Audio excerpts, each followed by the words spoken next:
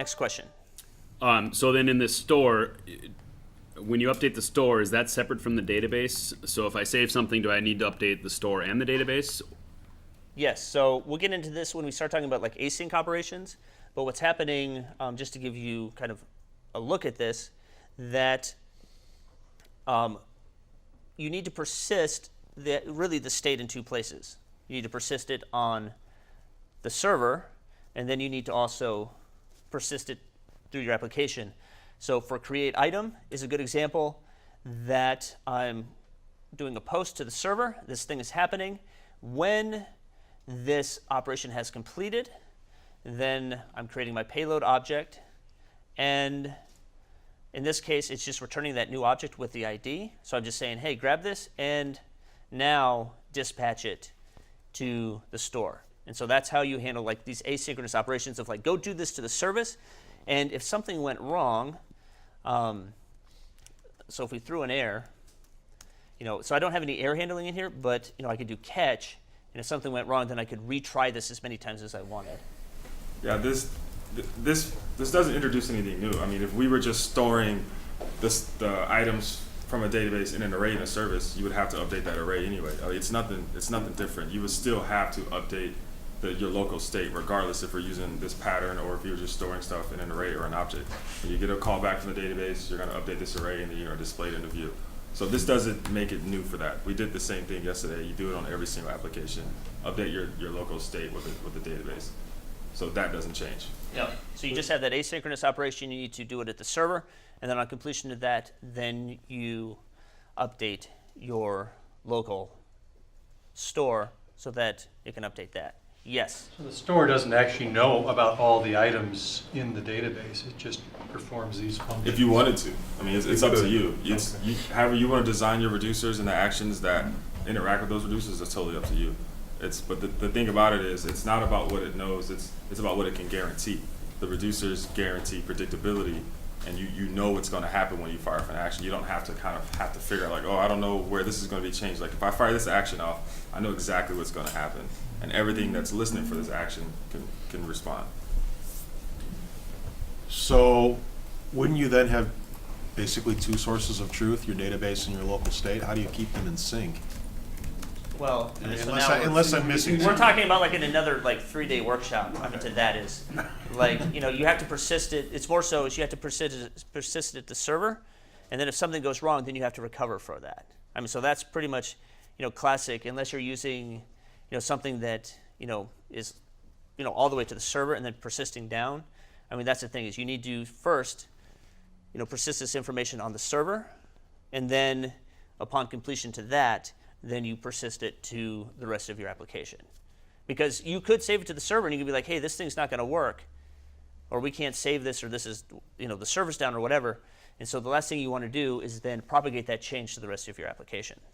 I mean, so really that is the, I think the intent of most web applications is, to provide a client-side experience of a data set or state that lives somewhere else. Well, so like the way I like to think about it, like how would you keep your local state in sync with the database if you were not using this pattern? I mean, you still would have to somehow. Well, I mean, using this specific example of storing items and whatnot, after I create an item, I just pull fresh from the database. Right. And, I see what you're saying. So yeah, you would pull fresh from the database. So let's go back to like an Angular 1 example. You pull fresh from the database. You come back. You go find the array that's in the service in Angular 1 somewhere. And then you find it by the ID and you update it there, right? Mm-hmm. It's the same thing, except for in this case, instead of having to do all that, you would just fire off an action with that updated item. And then your action would go to the appropriate reducer, and then the reducer would do the job of updating it, or actually just creating a new state instead of updating it and mutating it. And so that depends also on the nature of your data. So there are times when you are updating a collection that it's possible somebody else has also mutated that. And so there's times where I will call the server and I say, hey, do this operation, but when you're done, go ahead and refresh the entire collection. Yeah, that's what I mean. Yeah, and so from here, like what you could do is instead of, so now we're just introducing another asynchronous step. Yeah. And so let's say you want to create an item and you just want to do a hard refresh. Is within here, I would do, basically, I would get rid of this step right here. And just to make sure that it's successful, and then I would just, call load items from here and just say, once you're done with this asynchronous step, go do this other asynchronous step, but then ultimately it all feeds back to the store to persist locally. Does that make sense? Yeah. Okay, Air 5. Psh, okay. I would be shocked if there were not more questions in the remote chat. There's a lot of discussion and trying to figure out which ones have been covered. So I will say this, we are going to, everything that I'm saying here, I am to a point getting ahead of myself. And so we are going to get into NGRX store and start working with it. Also the asynchronous questions and ultimately how to use observer.combine_latest to do computed observables. So let's keep the conversation going, but for the sake of just not finishing at 7 o'clock tonight, because I'd hate to miss my steak dinner. They apparently are worried about missing flights. I'm not so concerned about that. My flight has free beer, so. Oh, So in the store that you were showing before, it had the array, which is the state array that's immutable, right? Like you're creating a new one every time That's there's it. an action performed.